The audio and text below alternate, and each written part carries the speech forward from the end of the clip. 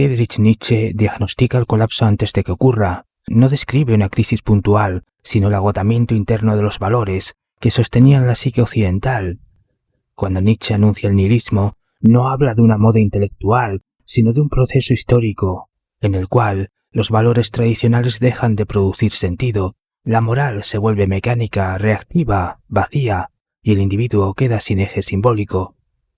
Además, cuando plantea que Dios ha muerto durante la modernidad, Nietzsche está diciendo que Dios ha dejado de operar como organizador de la conciencia. Antes, Dios, mito y símbolo estructuraban la psique. Después, la secularización, la desacralización y otros mecanismos provocan la muerte de Dios, invierten los valores tradicionales y hacen desaparecer su eficacia. Por tanto, Nietzsche no solo anticipa el núcleo del colapso psíquico contemporáneo, sino también el vacío con un siglo de antelación. Precisamente Nietzsche está revelando que la modernidad es un proceso cuyo origen se encuentra en la Ilustración, etapa en la cual se privilegia la razón y la ciencia, se descomponen las bases míticas y morales que antes sostenían la vida simbólica. Por ello Nietzsche plantea que el progreso y otros mitos de la modernidad solo dejan vacío, porque los antiguos valores pierden sentido, sin que surja algo nuevo y estable. De esta manera la tradición es debilitada, sin crear nuevos valores, y es así como el nihilismo se convierte en paradigma dominante, mientras la psique occidental queda suspendida, sin eje, en un mundo que ya no ofrece fundamentos simbólicos. Por tanto, Nietzsche es la clave, porque el filósofo alemán explica que el colapso es axiológico, simbólico y psíquico a la vez. Por eso anticipa la vivencia interna del derrumbe entre 1883 y 1887. Más tarde, en 1918, Spengler describe el marco histórico del colapso civilizatorio. Sin embargo, Jung ha estado estudiando a Nietzsche entre 1902 y 1914, periodo en el cual Jung y Freud consideran a Nietzsche como el primer psicólogo moderno. ¿Por qué? Porque Nietzsche habla del último hombre, cuando describe a alguien que evita el dolor y la profundidad, busca comodidad, estímulo y seguridad, rechaza el conflicto interior y se distrae para no confrontar el vacío. Es decir, el último hombre, también llamado el hombre inferior o corriente, es el sujeto contemporáneo, hiperestimulado, desestructurado y anestesiado, que rellena el vacío con estímulo constante y con consumo de contenidos banales y dopaminérgicos. Por tanto, para Nietzsche, el último hombre no es un ideal, sino una advertencia. Por ello, Nietzsche no ofrece consuelo, no propone terapias, ni salvación colectiva, ni tampoco moral de reemplazo, sino algo mucho más incómodo, la necesidad de resistir el colapso y soportar el vacío sin anestesia. Así pues, Nietzsche detecta el colapso antes de su manifestación masiva, describe la desintegración del sentido desde dentro, anticipa al sujeto disociado, anestesiado y regresivo, y es la conexión entre la decadencia histórica de Spengler y el colapso psíquico de Jung. Por eso, Jung se interesa en Nietzsche, porque reconoce en él un caso límite y un diagnóstico adelantado del colapso de la conciencia occidental. Es decir, Jung se da cuenta de que Nietzsche había llegado demasiado lejos, al descender a capas arquetípicas profundas, sin comprender los peligros psíquicos que esto implicaba. Esto se convierte en una advertencia para Jung, porque entre 1913 y 1917, Jung afronta simultáneamente una crisis existencial tras la ruptura con Freud, una erupción de visiones y sueños intensos sobre guerra, caos, nihilismo y colapso, que inicialmente relaciona con la Primera Guerra Mundial, y más tarde como síntomas del colapso civilizatorio y psíquico de Europa. Todo esto será la base empírica del Libro Rojo, que termina de escribir en 1930. Por tanto, Jung está experimentando un descenso hacia capas profundas del inconsciente y confrontación con arquetipos poderosos, pero, a diferencia de Nietzsche, que se sumergió sin una guía sistemática y sufrió las consecuencias psíquicas, Jung estudia cuidadosamente a Nietzsche y sus obras, especialmente Así habló Zaratustra, como una advertencia y un mapa simbólico. Por esto, en el periodo de entreguerras, 1919 y 1939, Jung se prepara para orientar de manera consciente y segura su propio trabajo de exploración interna, pero también para afrontar la decadencia psíquica y espiritual de Occidente.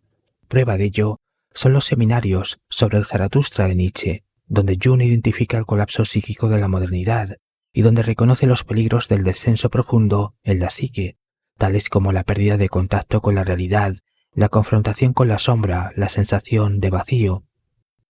Por tanto, entre 1934 y 1938, Jung comprende que el colapso de Europa será devastador y muy diferente a lo acontecido en la Primera Guerra Mundial. Por eso, Jung comparte sus conocimientos para atravesar un colapso psíquico y civilizatorio. Esto es lo que hace tan importante a Jung, porque él intenta hacer lo que Nietzsche no pudo. Es decir, Nietzsche queda solo frente al abismo, anticipando y exponiendo el colapso que la modernidad provocará en la psique colectiva e individual. Jung, en cambio, trabaja en la individuación como una forma de resistencia frente a la modernidad, porque ésta produce fragmentación psíquica, cuando los individuos quedan expuestos a arquetipos y fuerzas profundas sin un marco simbólico que los integre. O sea, Jung continúa el trabajo de Nietzsche, lo integra y lo amplía antes de la Segunda Guerra Mundial. Por ello construye herramientas para comprender y sostener la conciencia frente al vacío, porque cada vez tiene más claro que un colapso psíquico y civilizatorio será inminente. El ambiente europeo ya estaba muy enrarecido desde 1933, con el ascenso de regímenes totalitarios y la tensión social creciente. Carl Jung vivió épocas muy peligrosas, como la Primera Guerra Mundial y la Guerra Fría, pero ninguna le llegó tan cerca ni se sintió tan peligrosa como la Segunda Guerra Mundial. Con la alianza germano-italiana y la caída de Francia en 1940, Suiza se vio rodeada de enemigos y durante muchos meses Jung y su familia desconocieron si su país sería invadido. De hecho, sus cartas ofrecen una vívida visión de cómo soportó las terribles tensiones de la guerra. Es 1939. Jung describe la situación de Europa como opaca debido al terror inhumano que sometía a toda la población. Jung añade, la atmósfera está terriblemente perturbada y es bastante difícil mantenerse fuera de ella. Es 1940. Jung escribe, creo que la noche ha caído sobre Europa. Dios sabe si nos volveremos a encontrar, cuándo y en qué condiciones. Solo hay una certeza, nada puede apagar la luz interior. Sigue diciendo, no sabemos qué va a pasar aquí. Alemania exhala una atmósfera simplemente devastadora. Es casi indescriptible. No voy a dar conferencias este invierno. Creo que es hora de reducir mi trabajo público. Podría llegar un momento en que no quede nada más que la vida interior. En 1940, Jung llevó a su familia, hijos y nietos, al oeste de Suiza.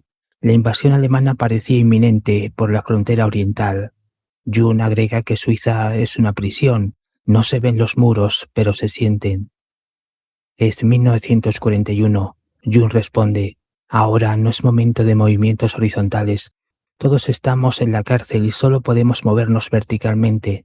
Solo cabe esperar que, con el tiempo, por la gracia de Dios, las ataduras que nos atan se aflojen lo suficiente. Hasta entonces, cada uno debe pasar por su periodo de incubación. Entre 1939 y 1945, Jung responde a quienes buscaban su consejo sobre qué debían hacer. Solo había dos opciones, muerte física o colapso psíquico, o ambas en el peor de los casos. Jung les aconseja que resistan, que hagan algo útil, ayuda donde puedas, donde estés viviendo, donde conozcas a la gente y donde conozcas las circunstancias. Pero les recuerda que no siempre sabemos cómo ayudarnos a nosotros mismos ni a los demás, porque no pocas veces el inconsciente te venda los ojos, pero si lo intentamos, descubriremos formas de ayudar en estos momentos difíciles. Precisamente Jung escribe, estoy ayudando a que ciertas personas puedan escapar a Inglaterra y a Estados Unidos, pero no sé lo que pasará en el futuro. Ahora solo sigo mi rutina habitual. Estoy trabajando en el jardín para preparar un campo de patatas para la próxima primavera. Cierto es que estamos sentados sobre una caja llena de dinamita que podría explotar en cualquier momento, pero cuando estoy en silencio siento que nada puede apagar mi luz interior. Todavía podemos resistir. Jung estaba aplicando lo que le dijo a Erich Neumann en 1938, cuando le escribió lo siguiente: en tiempos difíciles, la tensión y la ansiedad que sentimos serán incómodas, pero esa tensión te dará desarrollo interior y te enseñará a resistir. En 1945 la guerra ha terminado, pero Jung escribe que esta paz es una mentira. Estamos viviendo entre ilusiones, que se comportan exactamente como si fueran reales. Entre 1946 y 1960, Jung es tajante. El hombre colectivo es un necio y siempre lo será. La mayoría de personas son inmaduras, tienen la conciencia colectiva de un adolescente, son incapaces de diferenciar entre la imagen mental y la cosa en sí, y lo sacrificarán todo por un nuevo aparato, pero se abstendrán cuidadosamente de mirar dentro de sí mismos. Es aquí cuando Jung revisa sus escritos, compara el impacto psicosocial de la Primera Guerra Mundial con la Segunda Guerra Mundial, coteja su propia experiencia en ambos contextos. De hecho, en Psicología y Religión, Carl Jung dice que trató a numerosos pacientes que sufrieron el contagio de las epidemias psíquicas que florecieron en estos tiempos tumultuosos. En 1960, Jung revela que aún estamos lejos de haber salido del atolladero primitivo. Quedan muy pocos seres capaces de distinguir entre la imagen mental y la cosa en sí. El primitivismo está envenenando nuestro mundo humano y es una niebla tan densa que muy pocas personas han descubierto aún su existencia. Primitivismo aquí significa inmadurez psíquica estructural, la incapacidad de diferenciar lo interno de lo externo, lo simbólico de lo real. La niebla tan densa significa la inconsciencia colectiva. La mayoría de las personas no sabe que está confundiendo símbolos, emociones e imágenes internas con hechos objetivos. La consecuencia directa es conflicto y colapso, es decir, cuando no se distingue entre imagen mental y realidad, el miedo se convierte en enemigo real, la idea se vuelve dogma, la emoción se transforma en verdad absoluta. Esto genera conflictos sociales, fanatismos, polarización y colapso psíquico colectivo. Y lo más inquietante es que Jung afirma que este primitivismo no ha desaparecido, sino que se ha sofisticado y amplificado en la modernidad.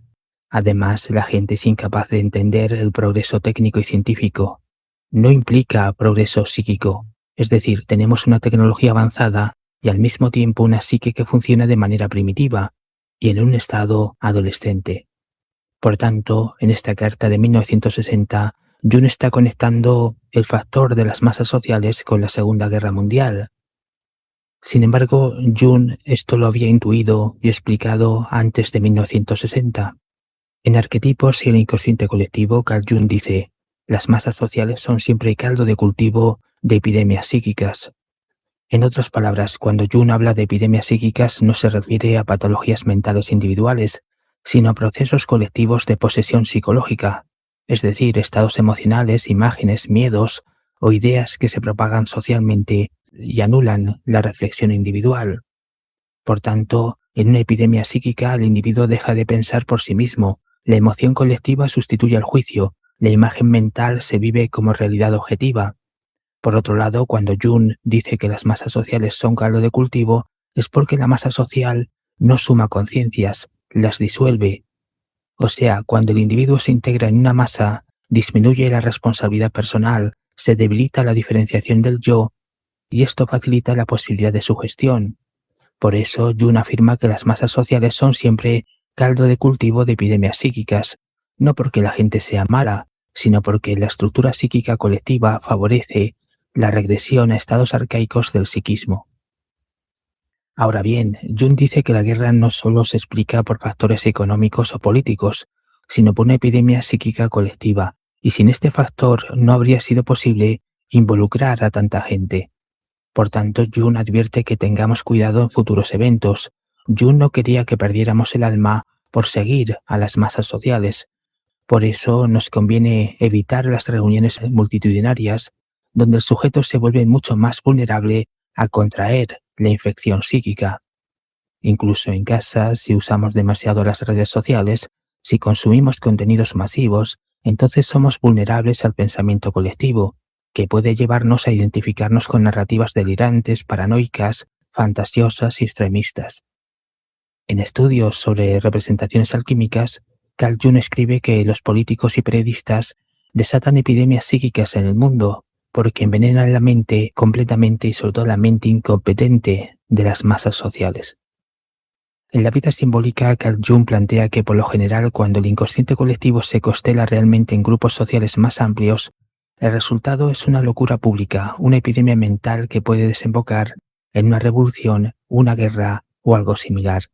Estos movimientos son sumamente contagiosos porque cuando se activa el inconsciente colectivo ya no eres la misma persona. No solo estás en el movimiento, sino que lo eres. Es decir, se te mete bajo la piel. Entonces pierdes tu alma. En Civilización en Transición, Carl Jung se mostraba más preocupado por las epidemias psíquicas que por las físicas, porque entendía que las gigantescas catástrofes que nos amenazan hoy no son sucesos elementales de orden físico o biológico, sino eventos psíquicos. Por tanto, en un grado aterrador nos amenazan epidemias psíquicas que destruyen a los individuos. Jung nos recuerda que no existe protección adecuada contra las epidemias psíquicas, que son infinitamente más devastadoras que las peores catástrofes naturales. El peligro supremo que amenaza tanto a individuos como a naciones enteras es el peligro psíquico. Por tanto, Jung menciona dos conceptos, epidemia psíquica y peligro psíquico. ¿Por qué? Porque describe situaciones en las cuales las masas sociales se ven atrapadas en la histeria, el delirio, el miedo, la ira, la ansiedad, es decir, en una especie de contagio mental. Esas situaciones no son cosas del pasado. Por ejemplo, en los últimos 25 años, las epidemias psíquicas se han manifestado puntualmente a través del fomento de la desinformación, el miedo y la polarización ideológica. De esta manera, el miedo vuelve irracionales a las personas, la acción irracional conlleva consecuencias negativas y las consecuencias negativas generan más miedo. Por eso, cuando acontecen epidemias psíquicas, Jung recomienda desconfiar del ego y de la externalidad para mantenernos seguros. O sea, necesitamos internalizar un punto de seguridad, desarrollando una relación con el ser.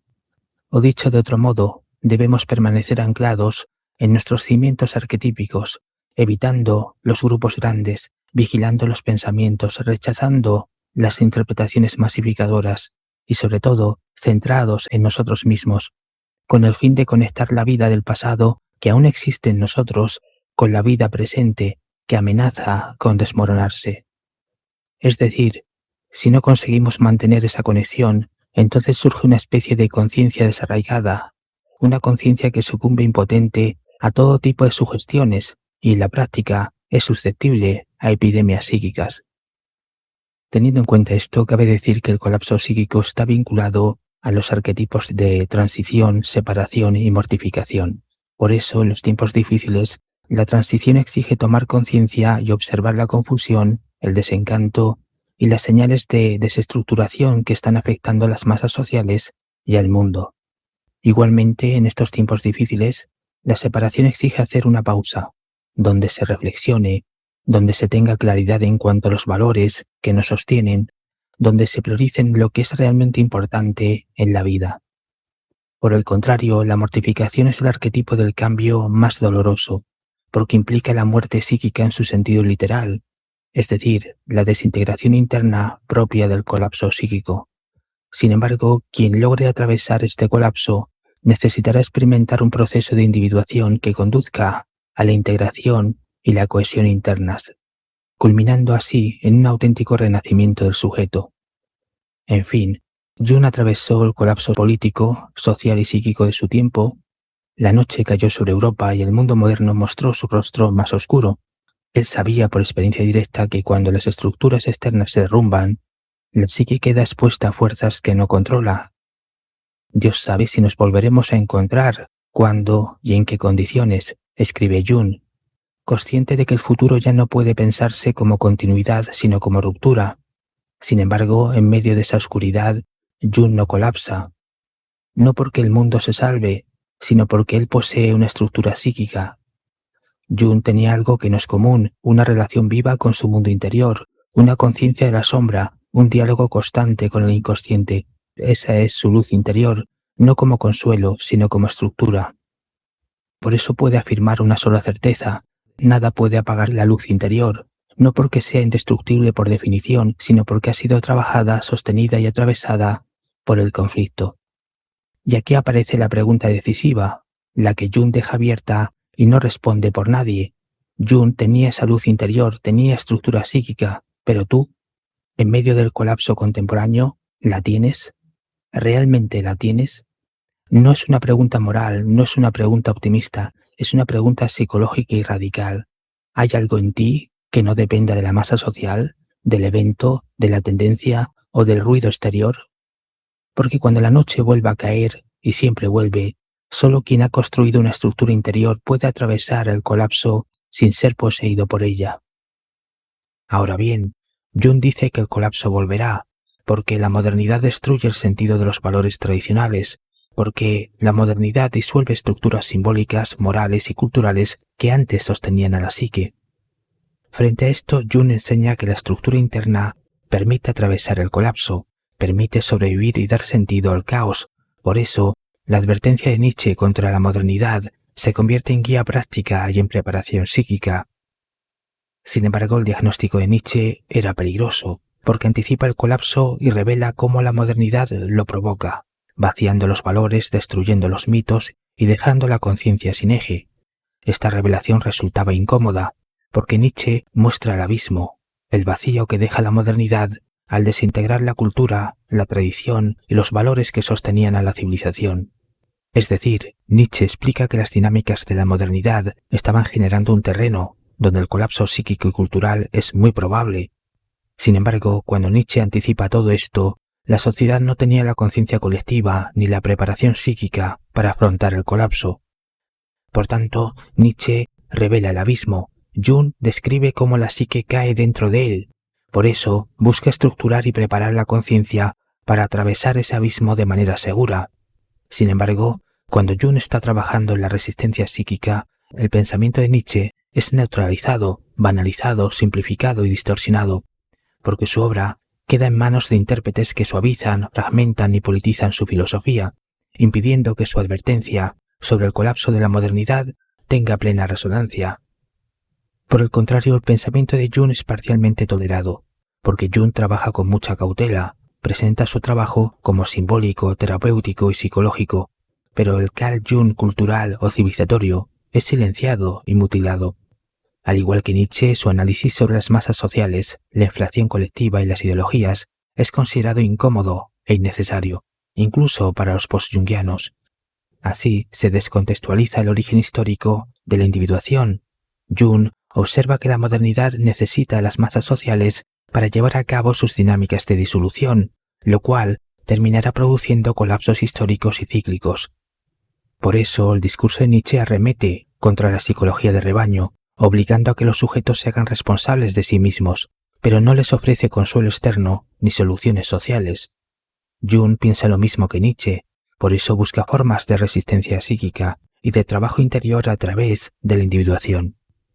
Por tanto, Jung es más peligroso hoy que Nietzsche, primero porque Jung es el último dique simbólico que la modernidad permitió antes de la disolución total, y precisamente por eso hoy es vaciado y banalizado con más intensidad que Nietzsche.